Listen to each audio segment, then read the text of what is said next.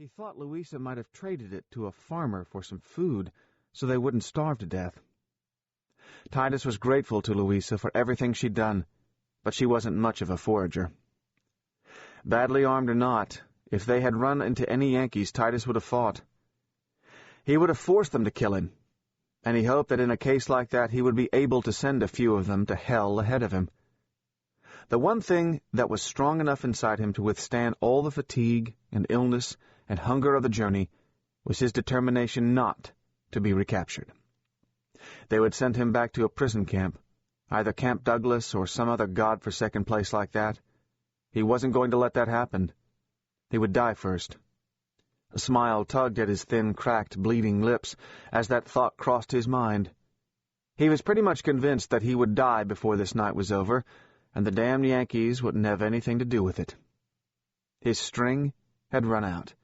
That was all there was to it. "I'm looking for lights," Louisa called out beside him. "We've come far enough. We should be at the farm by now."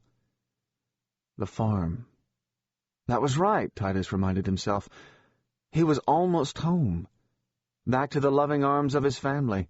His mother, Abigail, who packed enough rigid, bitter self-righteousness in her bird-like body for half a dozen normal people. His older brothers, Will and Mac, who had never been shy about showing their disapproval of everything about him. His little sister, Cordelia, wasn't too bad, though, and his younger brother, Henry, was the only one who looked up to him, blundering around after him like a puppy. And Corey, of course, the smartest one in the family, who had gotten the hell out years before when he'd had the chance. Titus had wished more than once that he had gone west like Corey. Too late now. Too late for everything. The damage had already been done. He thought about Polly. Beautiful Polly, with hair that shone like spun silver in the sun. The woman he had loved for so long and finally, against all odds, made his wife. But when push had come to shove, she had chosen her father, that old bastard Duncan Ebersol, over him. Titus wondered what had happened to her after he'd joined the Confederate Army and gone off to fight. She was probably at Mountain Laurel, the Ebersol plantation, he thought, waiting hand and foot on the old buzzard like always. She wouldn't be glad to see him, that was for sure. She hadn't cared when he left, and she wouldn't care that he was back. Yet he found himself wanting to see her again, aching inside for a glimpse of her face, maybe even a touch of her hand. As memories of Polly flooded his mind, he sat a little straighter, on the wagon seat. Maybe he wasn't ready to give up after all. His hatred of the Yankees and his burning desire to kill more of them had sustained him during the dark days at Camp Douglas, and during the long, arduous journey home as well. But there was more to life than hate and killing, Titus realized as the feverish haze inside his head cleared a little. He wanted to see Polly again, despite everything that had happened between them. He even wanted to see his family. "There! Is that a light?" Louisa almost shouted. Titus blinked and squinted through the mist. He thought he saw a faint yellow glow. "Could be. Better steer for it." Talking set off another round of coughing, and the violence of it made him double over on the seat. Between the racking spasms, he laughed. Wouldn't it be just his luck to finally make it home and die just as he got there? And on Christmas Day at that. The memory came back to him of how, earlier in the day, Louisa had mentioned that it was Christmas. December 25th, 1863, the day that marked the birth of Jesus Christ and the death of Titus Brannon. His laughter continued until the coughing finally overwhelmed it. Titus was only vaguely aware that the wagon had stopped. He felt himself falling, but then his feet hit the ground, and he realized she had hauled him down and caught him, holding him upright with all the deceptive strength in her slender body. She pulled him along, forcing him to take one staggering step after another. He stumbled on the steps leading up to the porch, but Louisa kept him on his feet. Consciousness threatened to slip away from him. His head hung forward, limp and swaying. A pounding noise. She was knocking on the door. The wind howled, but over the sound of it he heard a man's voice through the door. "Who's there?" "Is this the Brannon farm?" Desperation strained Louisa's voice. "Oh, please, help us." Titus heard the hinges creak as the door swung open. A gust of wind blew past the two miserable figures on the porch, and its icy blast made the man at the open door draw back a little. "Thank God," Louisa gasped. "I thought we would never get here. Help me get him inside, please. He's so ill." "Who in blazes?" Something about the voice was familiar. Titus lifted his head. It was Henry, standing there, big as life, just inside the door, a shotgun in his hands. Titus managed to grin, and in a cracked voice that sounded as if it were coming from the grave, he said, "Hello, little brother." That greeting took all the strength he had, and as blackness, even darker than the night, closed in around him, he toppled forward. He didn't know if Louisa caught him, or if Henry did, or if nobody did. He didn't know anything.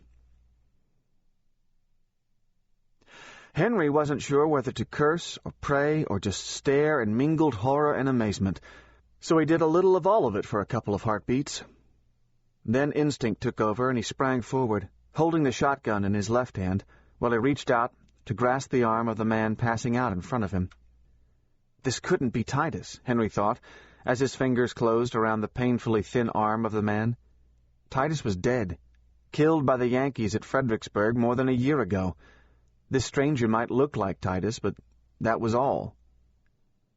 The red-headed woman had hold of the other man's arm, and together she and Henry kept him from pitching to the floor. "Let's get him inside," Henry said. Over his shoulder he added, "Ma, we got a sick man here." He turned to help the stranger in, thinking that they would put him on the divan where Cordelia and Polly had been sitting, close to the fire so that he could warm up. The poor fellow had to be half frozen on a night like this. Then, as Henry turned and the women got a good look at the stranger, Abigail cried out, "Oh, my God!" Cordelia exclaimed, "Titus!"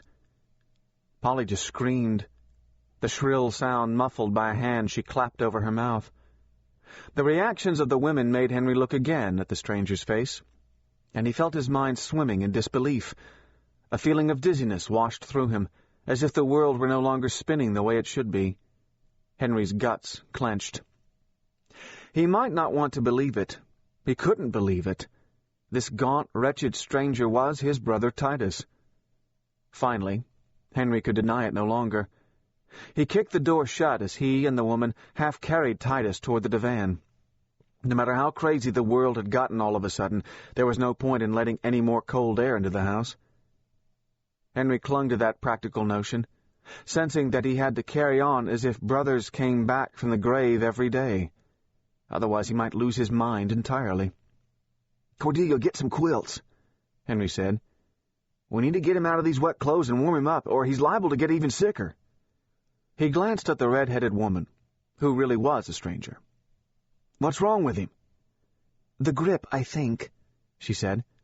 "He has a fever, and he was already awfully weak from all that had happened at the camp." Henry didn't know what she was talking about, but he figured they could hash it all out later.